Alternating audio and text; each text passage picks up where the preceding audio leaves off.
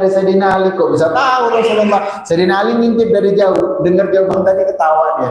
Subhanallah, dia bilang Rasulullah tahu aja, dia bilang.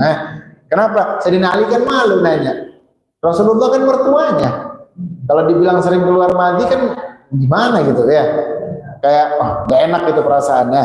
Jadi keluarnya sesuatu dari dua jalan, mau itu depan atau belakang, apapun itu, kering, basah, lengket, keras, apa, pokoknya semuanya itu membatalkan dari wudu, kecuali mani yang orang tidur dalam keadaan duduk, kemudian dia mimpi basah, maka wudunya tidak batal.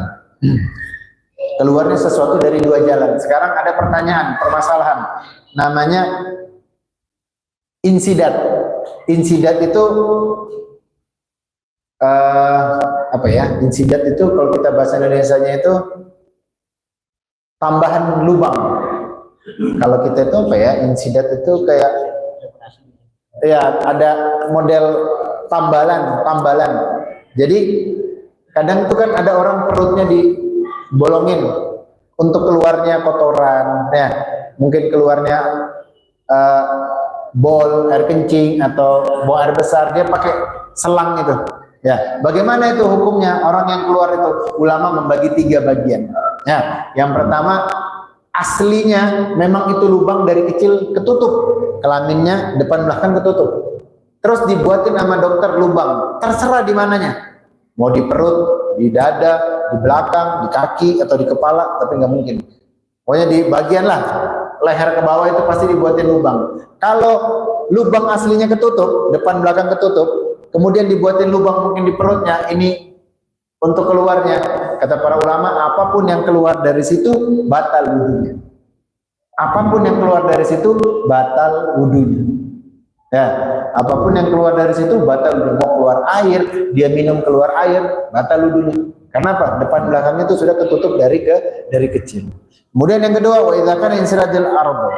Kalau yang kedua ini, permasalahan yang kedua, kalau dibuatin lubang setelah depan belakang ini, contoh dia kena penyakit sehingga kelamin depan kelamin belakang nggak bisa ngeluarin cairan dengan sempurna, maka dibuatinlah lubang antara pusar sampai ke kelaminnya.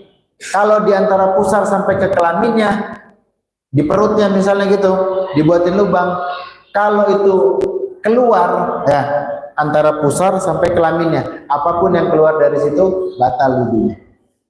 Nah, itu permasalahan yang kedua. Jadi dia sakit, kemudian nggak bisa fungsi kelamin depan belakangnya, dibuatin lubang lah di perutnya atau di pinggangnya. Apapun yang keluar dari situ batal dia wudunya. Mau itu keluarnya air kencing, atau dia mau air besar, jelas batal. Atau dia makan terus keluar. Dia makan terus keluar, batal wudunya. Kenapa? Antara pusar sampai kelamin. Tapi kalau lubangnya di atas sini, di atas pusar, maka tidak membatalkan. Kecuali air kencing sama buang air besar. Hal dia buat lubangnya di sini. Jadi buang air besarnya dari dadanya. Lihat, kalau cuma makanan yang dia makan terus keluar lagi nggak batal. Tapi syaratnya batal itu yang keluar dari, kalau lubangnya itu antara pusar sampai kelamin. Ya. Terus yang ketiga, lubangnya ada depan belakang normal fungsi, terus dibuatin lubang lagi.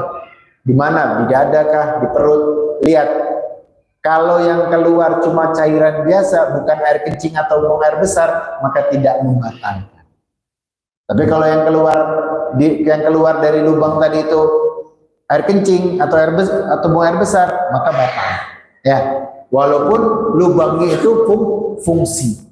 Jadi insidat itu dibagi 3 hal. Yang pertama, kalau yang lubang aslinya ketutup dari awal, depan belakang ketutup dari bayi, dari kecil, ya, apapun dibuatin lubang, apapun yang keluar dari situ membatalkan wudunya. Kemudian yang kedua, kalau dia sakit sehingga nggak fungsi kelamin depan belakangnya, selama lubang itu dibuat di antara pusar sampai ke kelamin, apapun yang keluar di antara pusar dan kelamin itu membatalkan wudu. Walaupun kadang makanan, dia makan obat, keluar obatnya dari perutnya, batal tetap wudunya. Ya, karena itu penyakit lubang depan belakangnya ketutup, terus dibuatnya di antara pusat sampai kelamin. Tapi kalau di antara pusat ke atas, maka tidak membatalkan wudu kecuali air kencing